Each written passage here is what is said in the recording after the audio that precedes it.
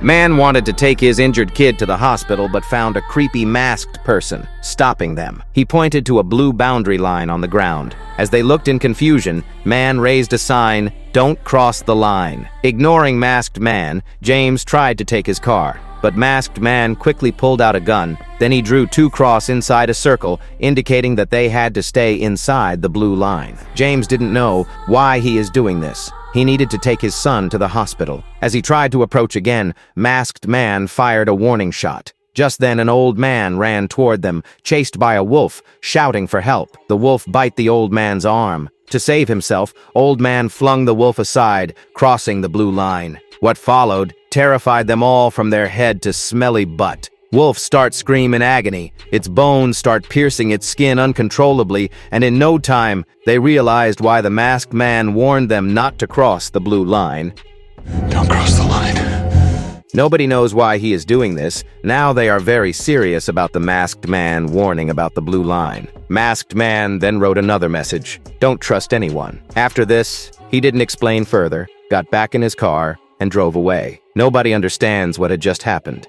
The helpless father was James, who lived on a farm in rural America. His wife, Maggie, is a veterinarian, but their marriage is strained. James had an affair, and things haven't been the same since. They have two children, Arlo, a curious and playful 9 or 10-year-old boy, and his teenage sister Meryl. They are living with James's mother, Ellen, who has multiple sclerosis. She copes with it by smoking weed, making her the laid-back type. One seemingly ordinary day, things take a strange turn. Ellen hears a high-pitched frequency coming from her radio, sharp and painful, but fleeting. She dismisses it, but something feels off. Meanwhile, the farm animals have been behaving strangely, especially the horses and goats. When Arlo sees one of the goats run into the woods, he follows it, but the deeper he goes, the more uneasy he becomes. The goat is nowhere to be found, and unbeknownst to him, he is not alone. Hours pass before anyone realizes Arlo is missing. It's only at dinner time that Maggie starts looking for him. At first, no one is too worried. Arlo is known for playing pranks and hiding. Their concern is further delayed when the Shanley family, who lives in their neighborhood, arrives unexpectedly. Their horse is injured and acting erratic, requiring urgent care from Maggie. The Shanleys are familiar with the Chenoweths.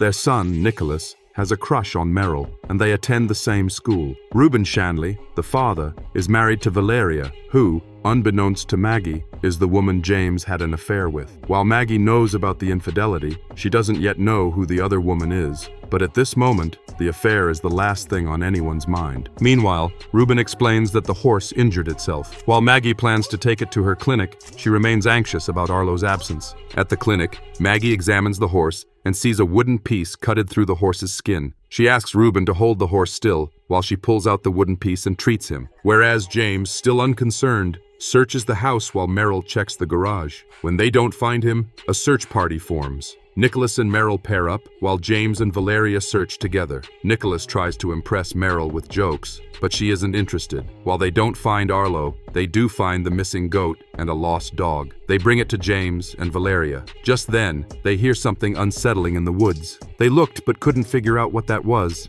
and decided to return to the house as James wanted to grab a weapon. Back at the house, James grabbed a baseball bat. Around this time, another couple, Dawn and Claire Kelly, arrive. Their dog had gone missing, so Claire is relieved that Meryl found it. However, when Don learns that Arlo is lost in the woods, he grows concerned. He had seen a rabid dog earlier that day, and fears Arlo won't stand a chance if he encounters it. He retrieves a gun from his truck, but James objects, unwilling to let Don charge into the woods, shooting blindly. Before the debate can escalate, Arlo suddenly stumbles out of the woods. Something has happened to him. He looks dazed, and Maggie, alarmed, asks him who did this to him. Arlo mutters a cryptic response: "Buzz, goat, wasp, find men, strange, murder maker." Then, he starts speaking in Spanish before repeating urgently, "Run, run, hide," over and over. No one understands what it means. What they don't know is that Arlo wasn't alone in the woods. A mysterious woman, covered in blood, was with him. At some point, Arlo was knocked unconscious, and when he woke up, she was looming over him. Something paranormal happened. His eyes changed color. Whatever she did to him drained her, and after Arlo left, she collapsed by a tree, exhausted and frightened. In her weakened state, she begged for help, but none came. Instead, she was attacked by the rabid dog. The Chenoweths remain unaware of what truly happened to Arlo. He refuses to answer any questions, and amidst the chaos, they don't even notice another person arriving on their property. Down the road, a mysterious figure wearing a gas mask begins spray painting symbols on the ground. After making his eerie statement, Arlo suddenly collapses. His family is deeply concerned. Not only was he missing for hours, but he's also covered in cuts and blood. They immediately decide to take him to the hospital. However, when they try to call an ambulance, they realize their cell phones aren't working. They attempt to drive him there instead, but none of the cars will start. Then, all at once, the lights go out. James, frustrated and confused, demands to know what's happening. Maggie, trying to stay calm, insists they take Arlo inside and patch him up. Whatever did this to him is still out there. She has good reason to believe that. Duke, the family dog, is barking furiously toward the woods. With no working cars or phones, James decides to saddle up the horses and ride for help. He asks Reuben to assist him. Meanwhile, he instructs everyone else to stay inside. But Don, ever the gun enthusiast, refuses to hide. He's convinced that whatever hurt Arlo is still lurking in the woods, and he's determined to find it. Normally, James wouldn't agree with Don's reckless approach, but this time, he allows it, as he doesn't have time to waste. Inside the house, Arlo wakes up. Maggie checks him over, performing basic tests for a concussion and broken bones. Valeria, watching, compliments Maggie on how calm she is under pressure. Meryl chimes in, saying that their mom always gets calm when things go south. The mood briefly lightens as they joke with Arlo, suggesting he faked his disappearance. Meryl teases him, and Valeria brings up a childhood story, reminding Meryl that she once pretended to be missing, hiding in an oven just to get attention from her parents. While the remark seems harmless, Maggie's expression shifts. The way Valeria told the story hints at something Maggie recognizes, something that makes her suspect Valeria was the woman James had an affair with. Wanting to speak with Arlo privately, Maggie sends everyone off with small tasks. Once alone, she gently asks him who did this to him. Arlo, however, has no memory of it. Then, suddenly, his entire demeanor changes. It's as if something has taken over him. His voice is no longer his own as he murmurs, "We need to leave, now, as fast as we can." Maggie, confused and unsettled, tells him there's no reason to leave, but Arlo doesn't back down. His voice grows urgent as he begins repeating, "Was brave, murder maker." Then, without warning, he bolts from the room. He crashes into Nicholas on his way out, sending the boy tumbling and hitting his head. Seeing the injury, Maggie instructs Meryl to stitch Nicholas up while she deals with Arlo. She finally manages to calm him down and starts bandaging his wounds, until he suddenly grabs a pair of scissors and takes a swipe at her. His voice shifts again as he mutters, "Goat, brave, run, hide, wasp, die, gunshot." He tries to escape, but Maggie stops him. He continues screaming at her, "Run, run!" "Woman, go, go, go!"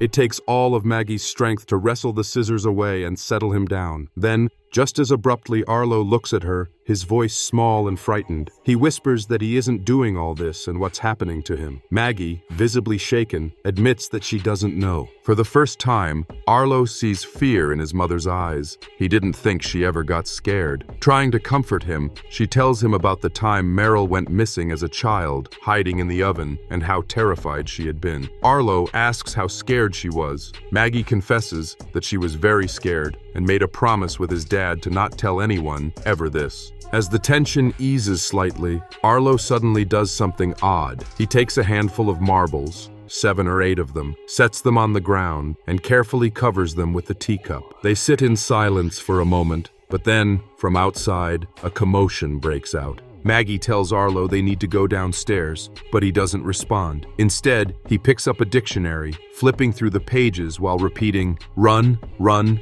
hide, nice man, gunshot." Then, his fingers stop on a word. He looks up at Maggie, his eyes dark and unreadable. Trap. Arlo looks at Maggie and says, "Run, run, hide, trapped." He insists they need to hide. When Maggie asks who told him that, he replies, "The man in my head."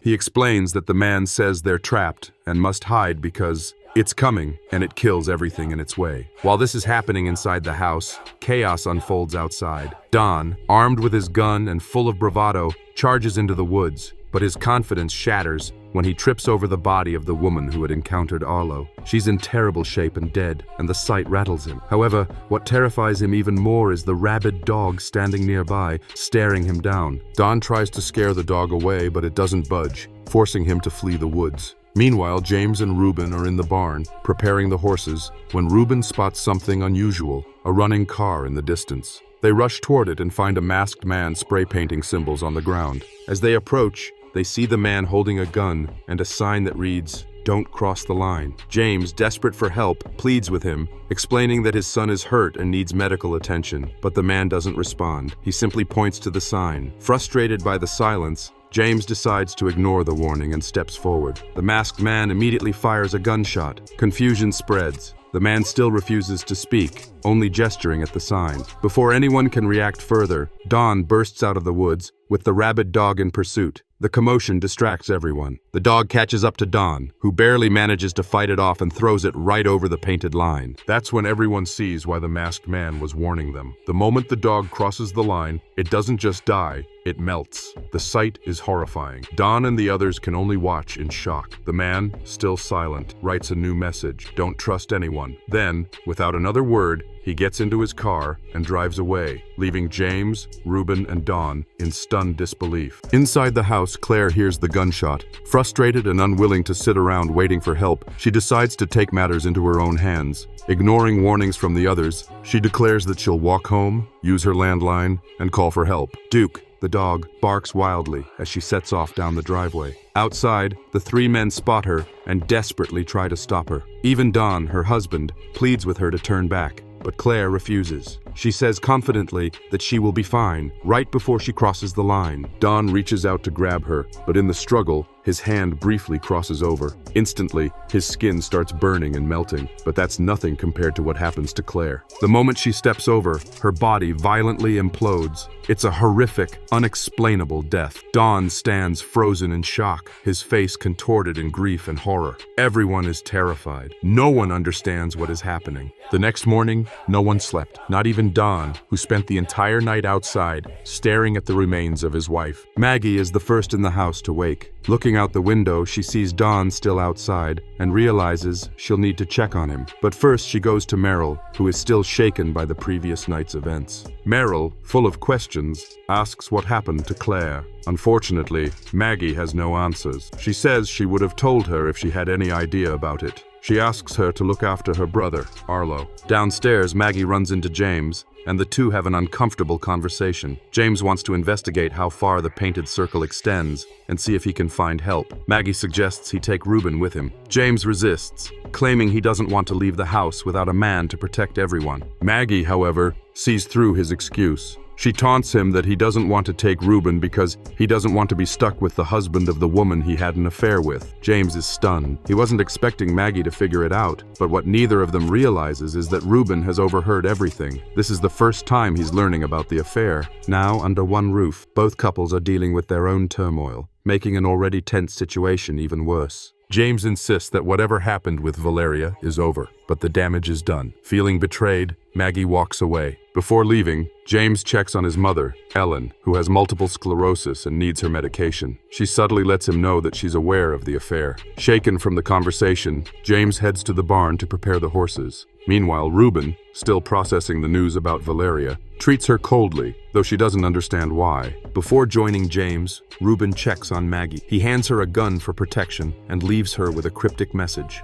"We'll get through this together." But the way he says it makes it seem like he's not just talking about the current crisis. Reuben then heads to the barn where he asks James if he can join him in checking the perimeter. James, still caught off guard by everything, responds by agreeing to join him. The tension is palpable. As they prepare to leave, the weight of everything, Claire's death, Arlo's cryptic warnings, the affair, and the unknown danger surrounding them, hangs heavily over them all. James remains unaware that Reuben overheard their entire conversation. As they venture deeper into the woods, they come across the aftermath of the line's damage. A snake lies half-eaten, its other half seemingly unharmed. Reuben points it out, mentioning how deep they are in the woods. If one of them ended up on the other side of the line, no one would know exactly how it happened, and they'd have to rely on the other's word. Reuben subtly hints that he knows about James's affair, but doesn't directly confront him. They finally reach the nearest house. Initially, it seems everything is okay, but soon James discovers a body, then another, before finding a third in the house.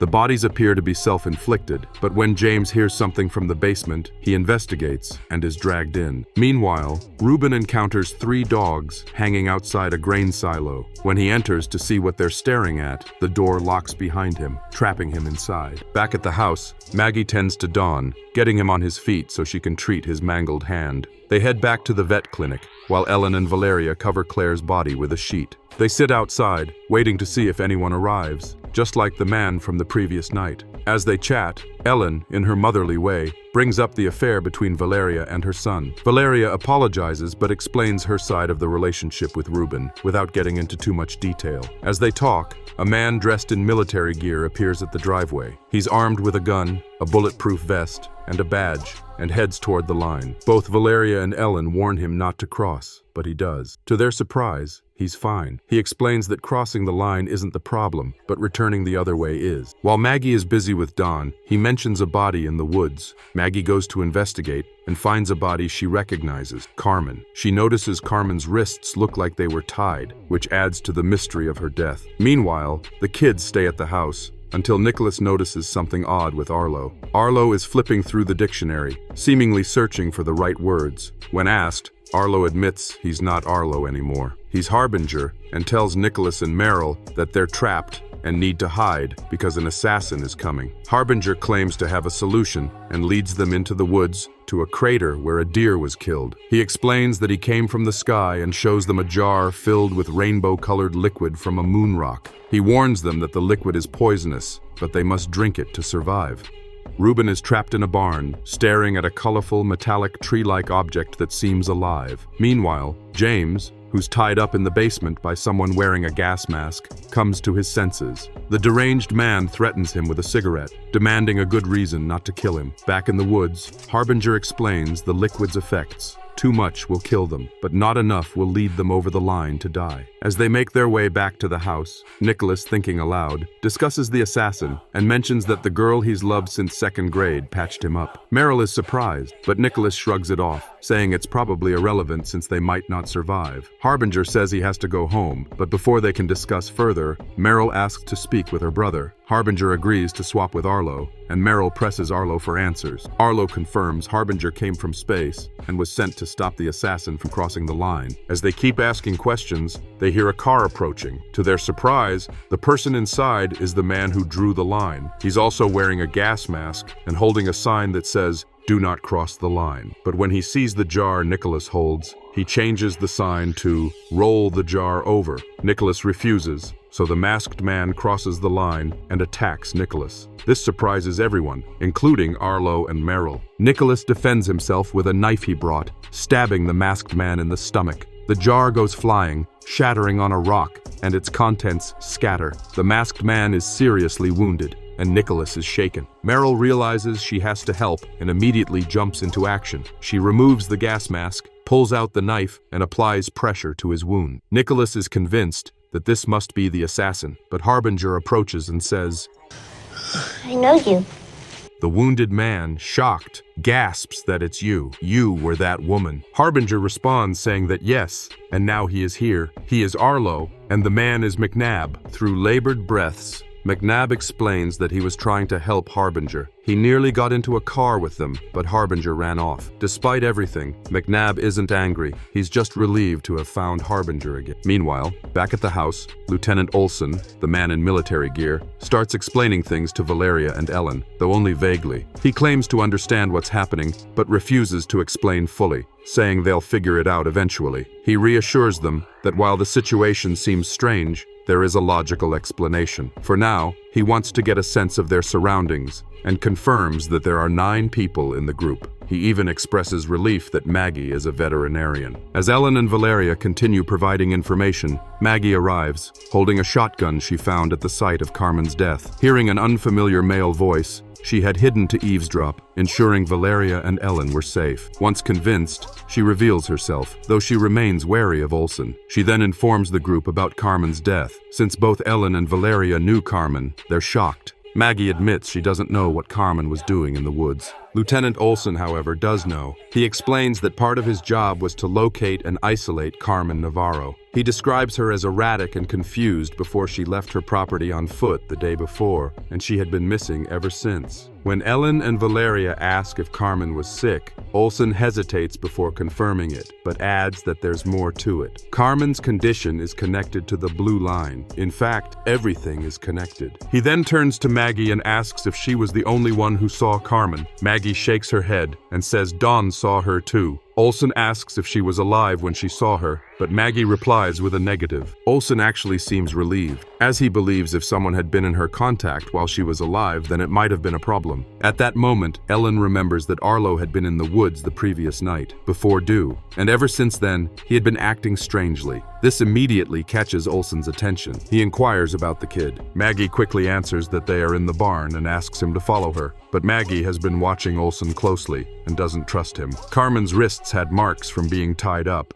and Olson has zip ties on his belt that match the marks exactly. She strongly suspects he had something to do with Carmen's death, so she deliberately lies about the kid's location, hoping to lure him into the barn and trap him. As they walk, she tries to get more information from him through casual conversation. Olson claims he's a lieutenant with the Birmingham police. When Maggie points out they're nowhere near Birmingham, he elaborates that he's part of a special task force made up of police, army, and Marines who operate nationwide and often work alone until a situation becomes untenable. She then presses him about the blue line. Olson dismisses it, saying that the line itself is nothing. The guy who painted it thinks he's helping, but he's unstable and making things worse. Olson sighs and says the way it's been explained to him is that it's a very strong, concentrated kind of vibration, and when complex organisms come into contact with it, they melt. She then asks if he had an altercation with Carmen, but he denies it, claiming he arrived after she disappeared. However, Maggie finds his entire story suspicious. When Olson climbs to the barn's roof and sees no kids inside, he realizes she tricked him. He glares at her,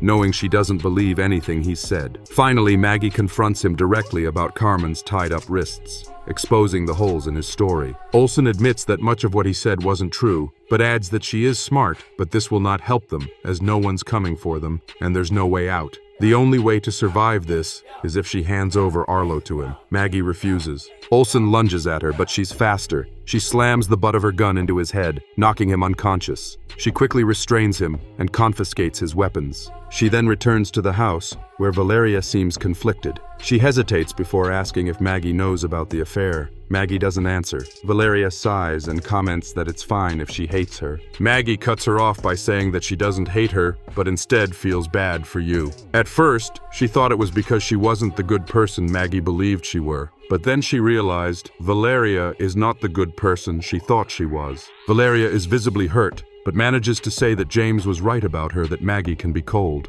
Before the conversation can get any more uncomfortable, Olson regains consciousness. Valeria immediately starts questioning him, but he refuses to answer. Instead, he simply repeats his demand to take him to Arlo as they're running out of time. Maggie stands firm as she won't do that. Maggie is moments away from attacking Lieutenant Olson, but stops herself at the last second. Instead, she rushes out of the barn and heads straight to the clinic, where Dawn is resting. Overwhelmed, she has a panic attack, and Dawn helps calm her down. Meanwhile, back in the barn, Valeria still has Olson at gunpoint. He tries to convince her that she's making a mistake when Ellen arrives, informing Valeria that she can't find the kids. Valeria assumes they must have wandered into the woods and decides to go look for them, leaving Ellen alone with Olson. That's when things take a dark turn. Olson persuades Ellen to come closer. As she does, he opens his mouth, and something transfers from him to her, just like what happened between Carmen and Arlo. The moment it happens, Ellen's symptoms vanish, and the real Lieutenant Olson emerges, terrified. He finally understands what he's up against, but before he can react, Ellen picks up the gun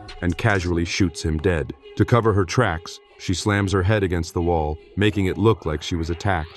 In the basement, James remains tied up, held hostage by a man named Travis. Travis is in rough shape, bleeding heavily, chain-smoking, and sporting a mullet perm, but his backstory is even wilder. Before all this, Travis was a barback at a rundown local bar. One of the regulars everyone mocked was McNabb, a man obsessed with the idea that aliens were real and secretly inhabiting humans. He even claimed to have proof, scarring on his arm from a supposed encounter. Most people dismissed him as crazy, but Travis was more open-minded. One night, McNabb got too drunk to drive, so Travis offered to take him home. After dropping him off, Travis lingered outside, smoking a cigarette, when a strange car pulled up. But the moment the driver spotted Travis, the car sped off. Suspicious, Travis went inside to check on McNabb, who was passed out. Looking around, Travis saw McNabb's gas masks, his rundown trailer, and his obsession with aliens. At first, it seemed like the people who mocked McNabb were right.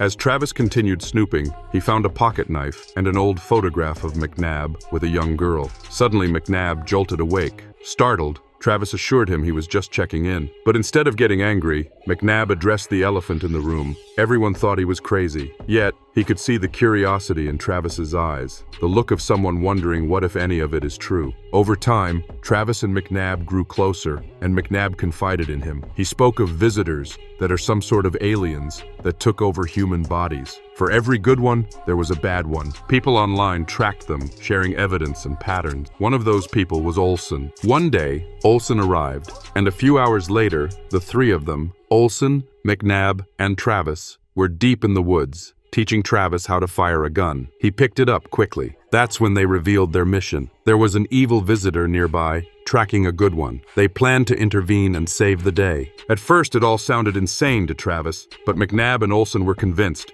The target seemed like an ordinary woman, but they swore she was something else. Later that night, McNabb and Travis returned to McNabb's trailer, where McNabb logged into his computer, talking to other visitor-tracking conspiracy theorists. Travis finally asked how they know for sure. McNabb then pulled out the same photo Travis had seen earlier. He revealed that she is her daughter and was taken by one of these things. He explained that she went into the woods one day and came back different. Then, strangers arrived at their home, EMTs who claimed they could help, but they weren't normal. They dragged his daughter away, and when McNabb tried to follow, he hit a barrier that burned his arm. The injury, however, allowed him to sense the barrier's edges, though eventually it vanished. McNabb then learned that the evil visitor had removed whatever was inside his daughter and disposed of her body in the woods. This story convinced Travis. From that moment on, he believed. The next day, McNabb, Olson, and Travis waited for the evil visitor to make a move. Parked on a desolate road, they spotted a car, but it wasn't their target. It was Hayden. Both McNabb and Olson groaned in frustration. Travis recognized the car immediately, as it was the same one that had appeared outside McNabb's trailer the night he first brought him home. McNabb and Olson explained that Hayden was once part of their group, but turned out to be too unstable. Travis had unknowingly taken his place. Finally, their real target appeared, a woman. But instead of acting suspiciously, she did something bizarre. She stopped her car and released the dog. McNabb immediately saw it as a trained killer. Despite this, they followed her to a house. The so-called evil visitor was a security guard, and she was armed. As she handed out weapons to some men, they spotted Carmen Navarro. By her body language alone, they could tell Carmen had been inhabited. This means that they had to save her. As soon as they see everyone go inside the house, McNabb, Olson, and Travis realize they need to act fast. McNabb orders Travis to fill up the pool, giving him specific instructions before he and Olson head into the house.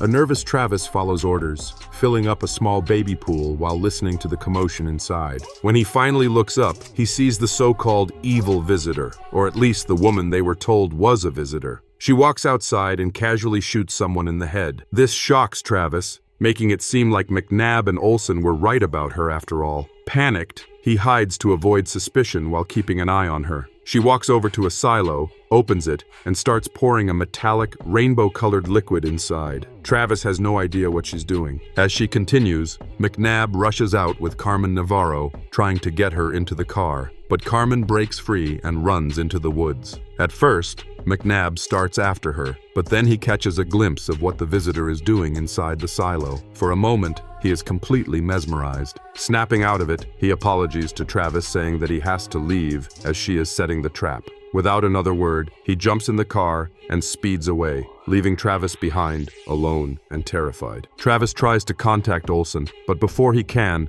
the visitor suddenly walks right up to him. Panicked, he stumbles and falls. She is bleeding from gunshot wounds, but despite this, she opens her mouth and something transfers from her into Travis. Just like what happened with Olsen in the barn, the moment the visitor transfers, the woman who had been the security guard suddenly wakes up, as if from a dream. The fear in her eyes is immediate. She knows Travis isn't himself anymore. She grabs a gun and fires at him, hitting him a few times in the shoulder, but the bullets don't stop him. Travis grabs a wooden plank and bludgeons her to death. Despite his new strength, his wounds begin to take their toll, causing him to cough up blood. Just then, Olsen emerges from the house and sees Travis wounded. Not realizing that Travis is now inhabited, he rushes over to help. That's when Travis tricks him into removing his gas mask. As soon as Olsen takes it off, Travis opens his mouth and the visitor transfers into Olsen. Travis immediately regains his senses, realizing everything that just happened. Before Olsen can react, Travis bolts,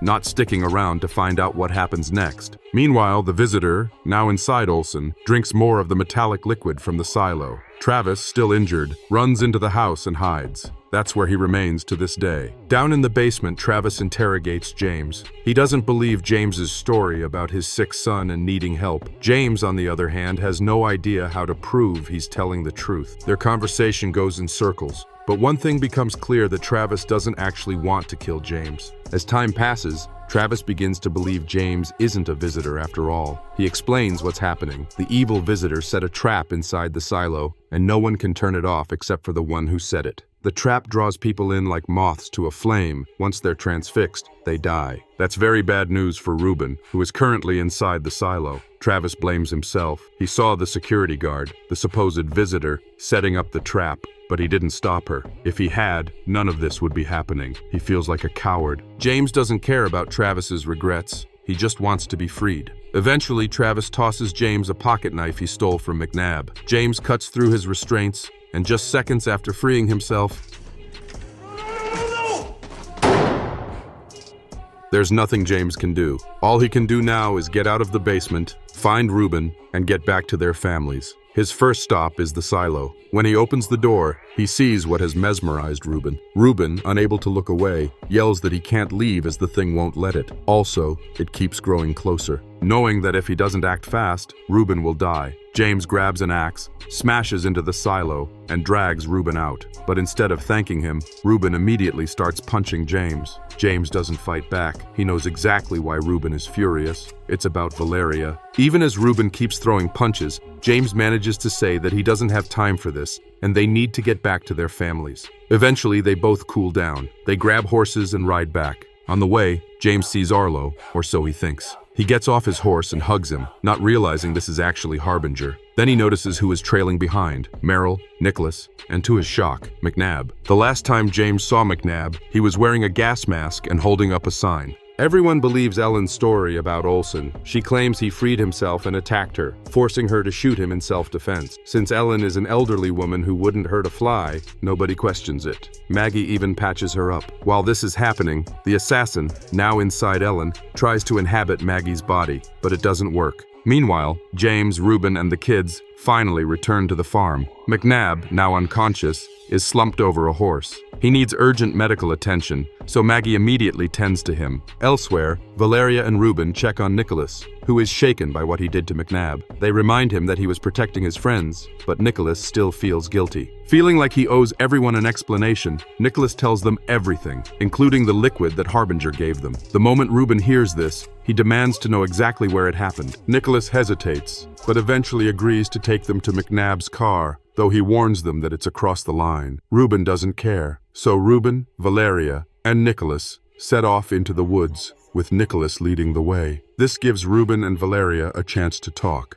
Ruben, still furious, tells Valeria that everything is not okay because he knows about the affair. Valeria looks guilty. She tells Ruben the same thing she told Maggie, that it's over. She also insists that none of this was his fault, nor was it James' fault. It was her own fault, as she felt something was missing in her life, and she didn't know what it was, but she deeply regrets it. Ruben was still not over the situation, and the tension remained thick between him and Valeria. The awkward silence was finally broken when Nicholas called out, "Dad!" He had found the shattered glass jar with a small amount of liquid still left inside. As soon as Ruben laid eyes on it, he became transfixed, just as he had been in the silo. However, he snapped out of it when Valeria and Nicholas alerted him that they were being watched by an animal, a wolf, or at least a dog that looked like one. It didn't identify itself, but it was clearly dangerous and menacing. The group slowly backed away from the jar, and Ruben told Nicholas to shoot the creature. But Nicholas was a terrible shot. Instead of hitting the animal, he only managed to scare it off. However, before running away, the wolf dog drank most of the remaining liquid.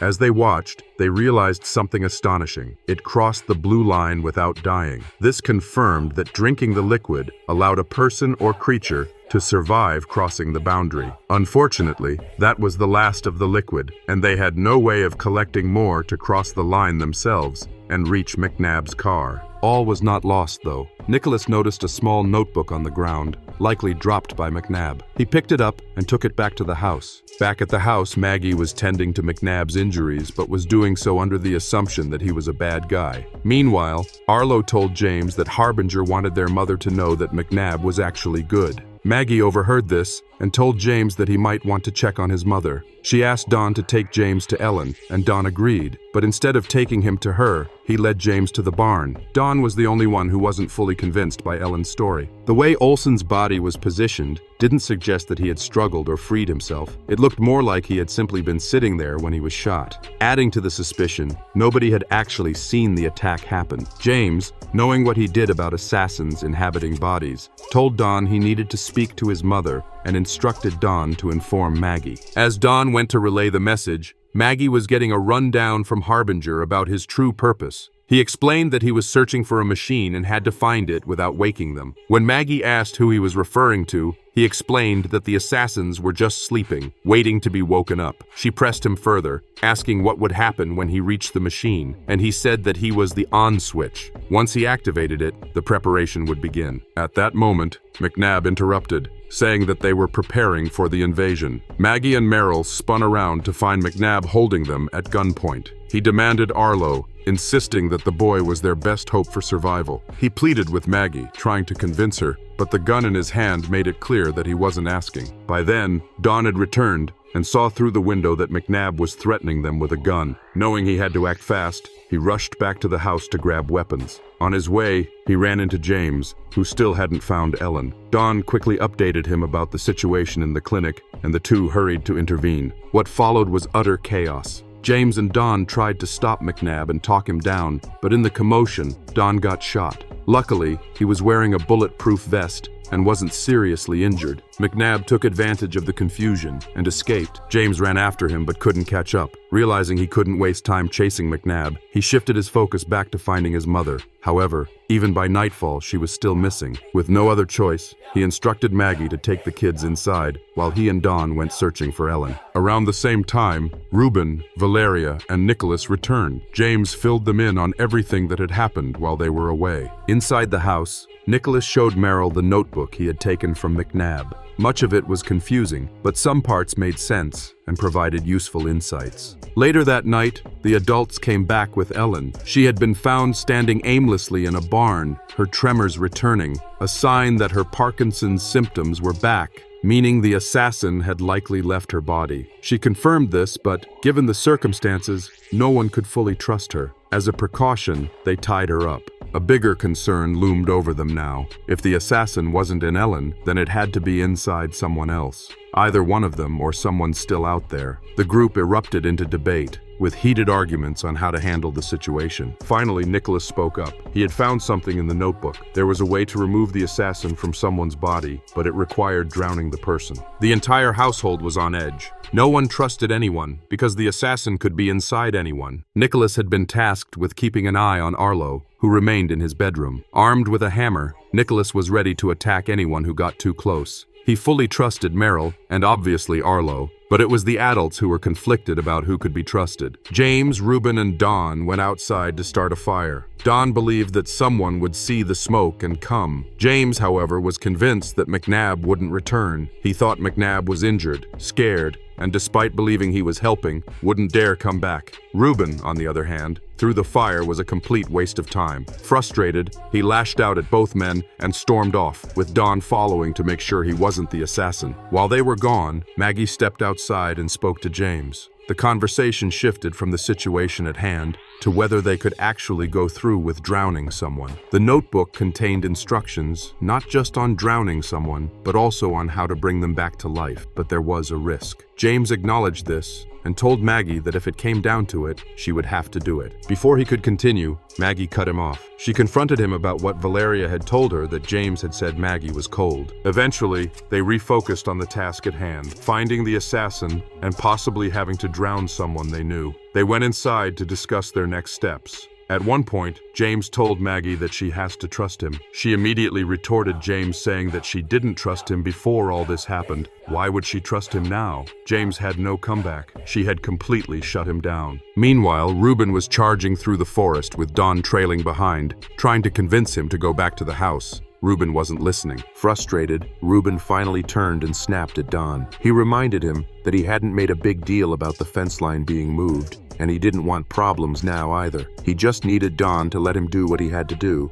which was set the silo and whatever was growing inside it on fire. Don reminded him that James had said only the person who set the trap could dismantle it. But Ruben didn't care. He wanted to try anyway. When they reached the silo, Ruben warned Don not to look at the thing inside, knowing how hypnotic it could be. Then he set the silo on fire, but it didn't work. The structure burned, but it still stood. As they stood dumbfounded, a voice called out, "You can't destroy it!" It was McNabb. When McNabb fled the house, he had gone to Carmen Navarro's place, the site of the silo, to retrieve something from Travis's body, a tiny vial of the liquid. Holding it up, he admitted that while they couldn't destroy the silo, there was something they could do. They just didn't know what that was yet. Back at the house, Nicholas and Merrill ensured Arlo was safe. As Nicholas read McNabb's notebook, he explained what he had learned. Their conversation drifted to how close one had to be for the assassin to transfer bodies. The proximity had to be very close. Caught in the tension of the moment, the two teenagers ended up kissing. It was sweet, innocent, and completely unexpected. After their brief moment, Merrill went to check on Arlo, who was repeatedly drawing the same symbol. To the untrained eye, it looked like random squiggly lines, but in reality, it was a map, though Arlo didn't know that. He just knew it was important. Merrill was the first to realize that Arlo's drawing was actually a map leading from Atlanta to a mountain range in New York. She understood that this was the place where Harbinger would be able to find the machine. Excited by her discovery, she left the room to show Nicholas, but when she stepped into the hallway, he was nowhere to be found. Nicholas had been called away by Valeria, who had spent most of the day with Ellen, trying to figure out who the assassin could be. Ellen had continued to insist that she was no longer the assassin and had no idea who it could be now. However, this must have been a lie, because at some point, the assassin had transferred from Ellen to Valeria. Once possessed, Valeria, now the assassin, managed to convince Nicholas to step outside with her. She led him right to the edge of the line and claimed that she had figured out who the assassin was. Handing him a syringe, she told him she had found it in Ellen's room and implied that it was meant to knock out Arlo. Nicholas, confused, asks if Ellen is the assassin. Valeria shook her head and said, "No, you are." At that moment, she opened her mouth, and the assassin transferred from her body into Nicholas. Valeria instantly snapped out of it, realizing what had happened. Horrified, she asked Nicholas what he was doing, but Nicholas, now the assassin, showed no emotion. Without hesitation, he shoved his mother over the line, killing her instantly. With his mother gone, Nicholas turned and headed back to the house, determined to finish what had been started. As Nicholas made his way inside, Arlo and Merrill were discussing their situation. They knew where they needed to go, but the problem was getting out. And even if they did, there was still the issue of the assassin. Harbinger took control of the conversation, saying that the key was not escaping, but trapping the assassin instead. They needed to identify who it was and contain it. As he explained this, Merrill glanced out the window and saw Nicholas standing outside, motioning for her to come down and talk to him. She agreed, but instructed Arlo not to let anyone in except for her. When Merrill reached Nicholas, he played his role perfectly, acting distraught and claiming that his mother had been the assassin. He feigned shock and grief, setting Merrill up as the next host. When he got close enough, the assassin transferred from his body into hers. The moment the transfer happened, Merrill, now the assassin, grabbed a rock and knocked Nicholas unconscious. Arlo, watching from the window, saw everything. He knew his sister would never do something like that, which confirmed the truth. Merrill was now the assassin. Terrified, Arlo ran into his parents' room, where James and Maggie were in the middle of an uncomfortable conversation. James had been explaining why he had the affair, trying to figure out if there was any chance of reconciliation. Maggie had been unsure, suggesting they put the issue on hold for now. Their talk was interrupted when Arlo burst in, yelling that Merrill was doing bad things. At least now, they knew exactly who the assassin was. By the time Merrill re-entered the house, she was on a mission to find Harbinger. But before she could, she came face to face with Maggie, who had a gun pointed at her. The two stood off, with the assassin demanding that Maggie step aside and let her take Arlo. Maggie refused, saying the only way that would happen was over her dead body. The assassin, however, came up with a better idea. She didn't need to kill Maggie. She only needed to threaten her with harming the host.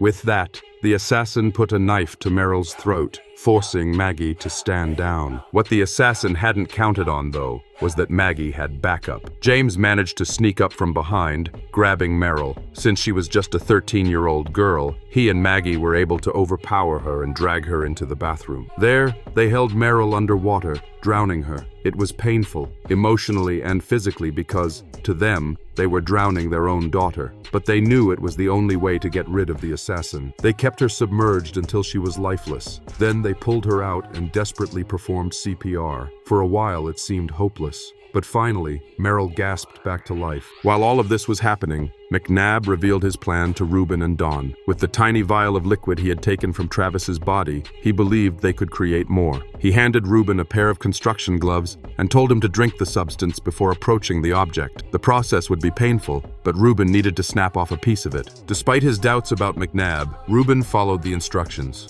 As expected, the pain was intense, but he managed to break off a piece. When he returned, he placed the object into a jar, and almost immediately, it liquefied, turning into the substance they needed. Now they had enough for everyone to cross the line. Ruben and Dawn made their way back, arriving just as Nicholas was regaining consciousness. Concerned, Ruben asked him what had happened, but Nicholas, still groggy, couldn't answer. Instead, they focused on getting him inside. That was when Dawn noticed Ellen and Arlo signaling to them from the house. They were trying to warn them to stay put. Something was happening inside. What they didn't know was that inside, the drowning plan had failed. The assassin had left Merrill's body and entered James. Despite being possessed, James was still fighting against it. In a brief moment of control, he managed to tell Maggie to take Merrill and run. Maggie escaped with her daughter and a gun before the assassin could fully take over. Once it did, James, now the assassin, began hunting for Arlo. The first person he encountered was Ruben. Without hesitation, he attacked, mercilessly beating him. Ruben was only saved when Maggie fired a warning shot,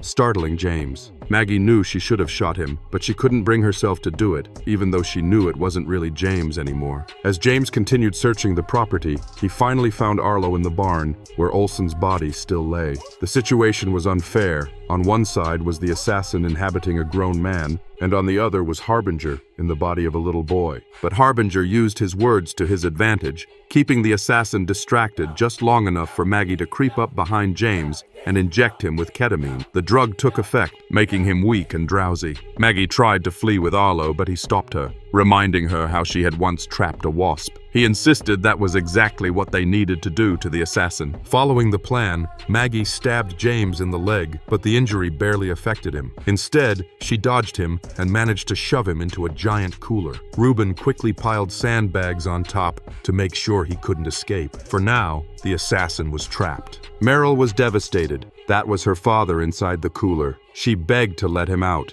but Maggie firmly told her they couldn't. They had to drink the liquid, cross the line, and get to safety, because right now, that wasn't her dad. She wasn't the only one grieving. When Merrill had hit Nicholas with a rock earlier, it had caused slight amnesia. He had completely forgotten what he had done to his mother. Now, seeing her body over the line, he broke down, sobbing. Eventually, everyone collected themselves. One by one, they drank the liquid and crossed the line. The only one who didn't cross was Ellen. She felt she would slow them down and insisted on staying behind to take care of the animals. Maggie assured her they would return as soon as possible. The group then piled into a conversion van, planning to head to the firehouse. But before they could go far, Harbinger insisted they needed to reach the mountain and activate the machine. Before the adults could respond, they came to a sudden stop. Something was in the road. 2 people. Guns drawn, Maggie and the others got out. The mystery woman asked which one of them is McNabb. McNabb raised his hand, and the woman introduced herself as Carol. McNabb's face lit up. He recognized her name from the message boards. Excitedly, he told the group she was a friend. Carol sighed in relief. She went to grab something from her bag. Before she could, a Dodge Charger came speeding down the road. McNabb recognized it immediately. It was Hayden, but something was wrong. Hayden wasn't stopping. He plowed straight into Carol and her companion Milo, hitting them so hard they were either dead or seriously injured. Maggie, Dawn, and Reuben raised their weapons, unsure of Hayden's intentions. Hayden and a woman named Izzy stepped out of the car. Holding up Carol's bag, Hayden revealed its contents: guns, zip ties, and ketamine. Izzy told them that those people were not their friends, but assassins. She warned that if they thought they could reach their destination without encountering more of them, they were completely mistaken. Looking at the group, she stated that if they wanted to survive, they had to go with her and her companion immediately. Maggie, still wary, lowered her gun. She said that they aren't going anywhere till they tell them what's going on. And that was the end of Teacup Season 1. This was Buff Recaps. Stay tuned for Season 2.